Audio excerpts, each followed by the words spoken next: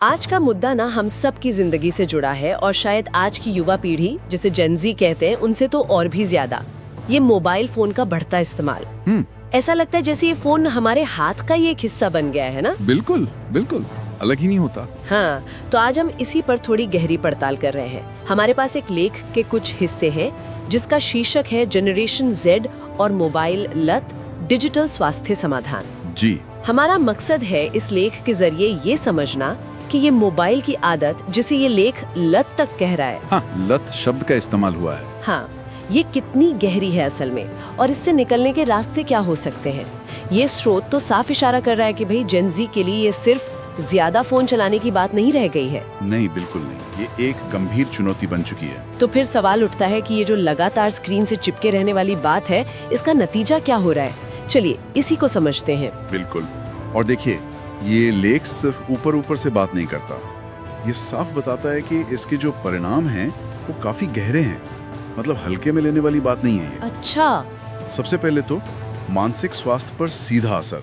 लेख के मुताबिक ये जो हम लगातार सोशल मीडिया स्क्रॉल करते रहते हैं या हर मिनट नोटिफिकेशंस चेक करते हैं, हाँ, वो आदत तो पड़ी जाती है। हाँ, तो ये आदत चिंता मतलब एंजाइटी और अवसाद यानी डिप्रेशन, ऐसी मानसिक स्थितियों को कहीं ना कहीं बढ़ावा दे रही है। ओह, और नींद का बिगड़ना, नींद पूरी ना होना, ये भी इससे जुड़ा एक बहुत आम नतीजा बताया गया है इसमें।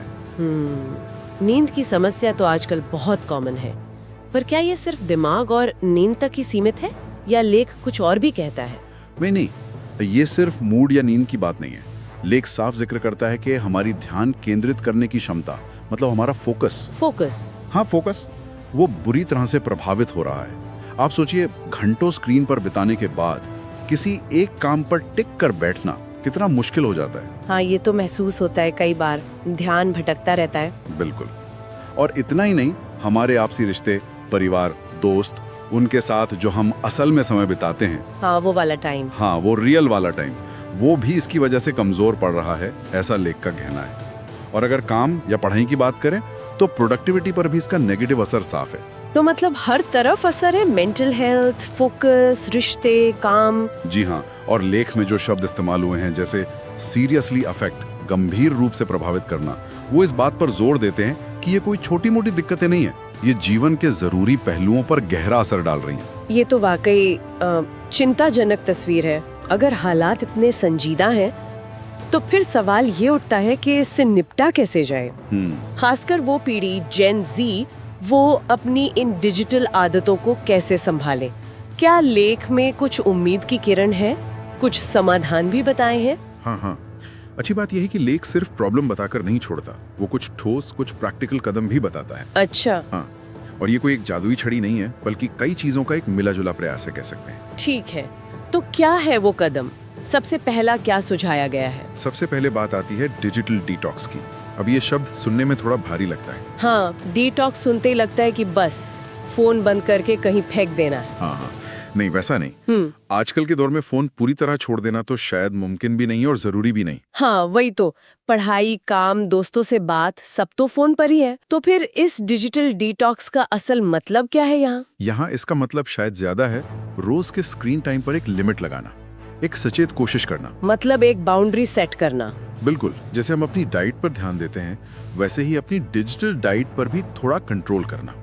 ये जानना कि हम दिन में कितना वक्त स्क्रीन पर बिता रहे हैं और क्या वो जरूरी है, और फिर उसे थोड़ा कम करने की कोशिश करना। पूरी तरह बंद नहीं, पर हाँ, एक लगाम जरूर। ये ज्यादा प्रैक्टिकल लग रहा है, संतुलन साधना। ठीक है, तो स्क्रीन टाइम कम करना एक बात हुई, पर लेख शायद ये भी बताता होगा कि जब हम फोन इस्तेमाल करें तब क्या करें। बिल्कुल सही पकड़ा आपने। यहीं पर दूसरा सुझाव आता है सोच समझकर इस्तेमाल, माइंडफुल यूसेज। माइंडफुल यूसेज यानी जब फोन हाथ में हो तो हम बस आदतन या बोरियत में स्क्रॉल ना कर रहे हों, हमें पता हो कि हम कौन सा ऐप खोल रहे हैं और क्यों खोल रहे हैं। अच्छा, ऑटो पायलट मोड में नहीं। एग्जैक्टली। क्या वो वाकई जरूरी है या हम सिर्फ टाइम पास कर रहे हैं? लेख कहता है कि प्रोडक्टिव कामों के लिए फोन का इस्तेमाल करें और मनोरंजन या सोशल मीडिया के लिए एक टाइम फिक्स कर लें। अरे वाह, मतलब जैसे हम मीटिंग के लिए टाइम ब्लॉक करते हैं कैलेंडर में, वैसे ही इंस्टाग्राम या गेमिंग के लिए भी। हाँ, कुछ वैसा ही समझ लीजिए। अनुशासन की बात है। ये दिलचस्प है, अनुशासन तो चाहिए होगा। बिल्कुल। इसके बाद लेख एक और बहुत जरूरी चीज की तरफ ध्यान खींचता है, स्क्रीन से परे की दुनिया। अच्छा। तीसरा सुझाव है शारीरिक गतिविधियां, मतलब फिजिकल एक्टिविटीज। व्यायाम हो, कोई खेल हो, दौड़ना भागना, या फिर कोई ऐसी हॉबी जिसमें मजा आता हो। इन चीजों को अपनी जिंदगी में जगह देना, प्राथमिकता देना, स्क्रीन से नजरें हटाकर असल दुनिया में एक्टिव होना, ये ना सिर्फ शरीर के लिए अच्छा है बल्कि दिमाग के लिए भी एक ब्रेक जैसा है। हाँ, ये तो है। घंटों बैठे रहने के बाद थोड़ी देर बाहर निकलना या कुछ खेलना भी कितना रिफ्रेशिंग लगता है। ये शायद स्ट्रेस कम करने में भी मदद करता होगा। निश्चित रूप से फिजिकल एक्टिविटी स्ट्रेस हार्मोन्स को कम करती हैं। और इसी से जुड़ा हुआ है चौथा सुझाव, सामाजिक जुड़ाव। सोशल कनेक्ट मतलब असल दुनिया के रिश्ते। लेख कहता है कि आमने सामने की बातचीत, परिवार और दोस्तों के साथ सच में फिजिकली टाइम बिताना बहुत जरूरी है। हाँ, वो वर्चुअल दुनिया से बाहर निकलकर। जी, वर्चुअल कनेक्शन ठीक है अपनी जगह, पर वो असली ह्यूमन कनेक्शन की गहराई, उसकी संतुष्टि की जगह नहीं ले सकते। वो गर्मजोशी, वो हंसी मजाक, वो शायद स्क्रीन पर बस एक इमोजी भेजने से नहीं मिलता। ये बात तो सोचने वाली है। बिल्कुल। और आखिर में पांचवा सुझाव थोड़ा अलग है। वो है तकनीक का संतुलन या टेक बैलेंस। हाँ, मतलब तकनीक से ही निपटना। हाँ, मजेदार बात यही है, यहाँ तकनीक की समस्या से निपटने के लिए तकनीक का ही सहारा लेने की बात है। ऐसी एप्स या फोन के फीचर्स इस्तेमाल करना जो हमारे स्क्रीन टाइम को ट्रैक करें। अच्छा, वो जो आजकल फोन्स में आते हैं कि कितना घंटा किस ऐप पर बिताया। हाँ, वही। वो एप्स हमें ये जानने में मदद करती हैं कि हम कहाँ ज्यादा समय लगा रहे हैं, और फिर हमें उसे लिमिट करने में भी मदद कर सकती हैं। कई फोन्स में तो अब ये बिल्ट इन भी आते हैं। तो ये हो गए 5 मुख्य सुझाव। स्क्रीन टाइम लिमिट, सोच समझकर इस्तेमाल, physical activity, real social connect और ट्रैकिंग एप्स। क्या लेकिन को अलग अलग समाधान मानता है या कुछ और? यहीं पर एक बहुत जरूरी बात है। लेख इनको अलग अलग टिप्स की तरह नहीं देखता, बल्कि वो एक समग्र दृष्टिकोण, मतलब एक होलिस्टिक अप्रोच अपनाने पर जोर देता है। होलिस्टिक अप्रोच मतलब सब कुछ एक साथ। हाँ, उसका मानना है कि ये सारे कदम मिलकर ही ज्यादा असरदार होते हैं। शायद कोई एक चीज करने से उतना फायदा न हो जितना इन सबको अपनी जिंदगी का हिस्सा बनाने से हो सकता है। ये सब मिलकर हमारी डिजिटल आदतों को एक हेल्दी डायरेक्शन दे सकते हैं। अच्छा, तो ये एक पैकेज डील की तरह है।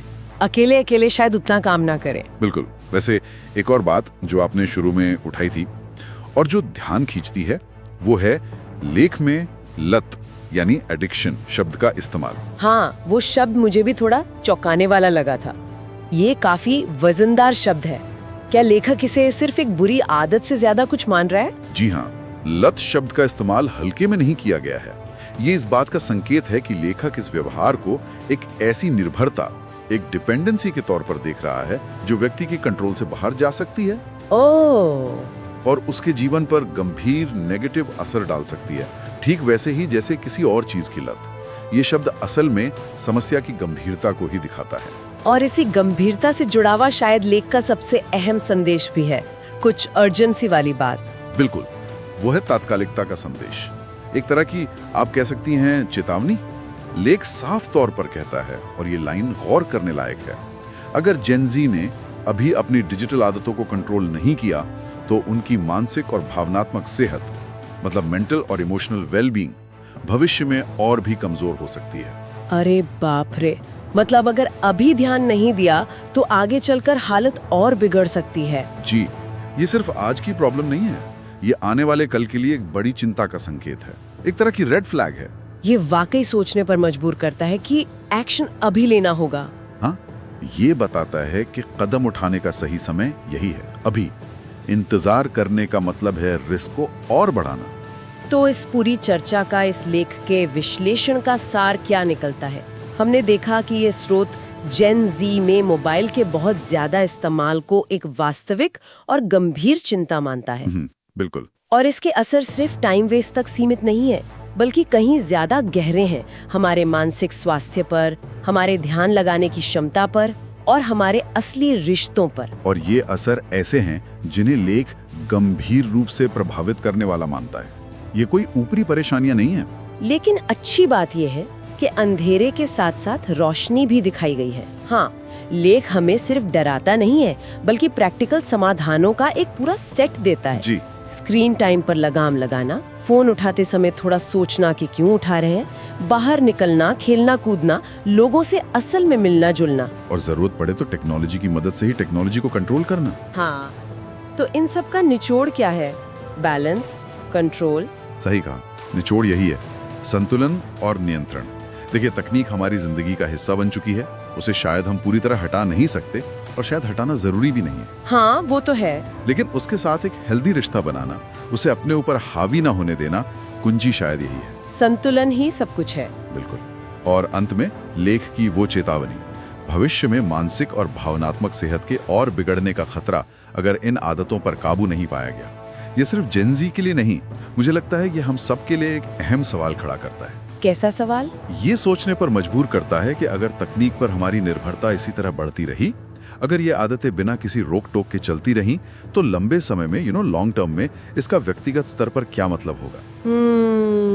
भविष्य में इंसान अपनी एकाग्रता, अपनी रचनात्मकता, अपनी भावनात्मक स्थिरता, इन सबको कैसे संभालेगा? तकनीक हमें कहाँ ले जा रही है और क्या हम उस दिशा को थोड़ा मोड़ सकते हैं, उसे कंट्रोल कर सकते हैं? ये एक ऐसा विचार है जिसे शायद हमें इस चर्चा के बाद अपने साथ लेकर जाना चाहिए। एक बेहद जरूरी सवाल जिस पर हम सभी को, चाहे हम किसी भी पीढ़ी के हो, सोचना चाहिए। तकनीक एक बेहतरीन टूल है, पर लगाम तो हमारे हाथ में ही होनी चाहिए। बिल्कुल।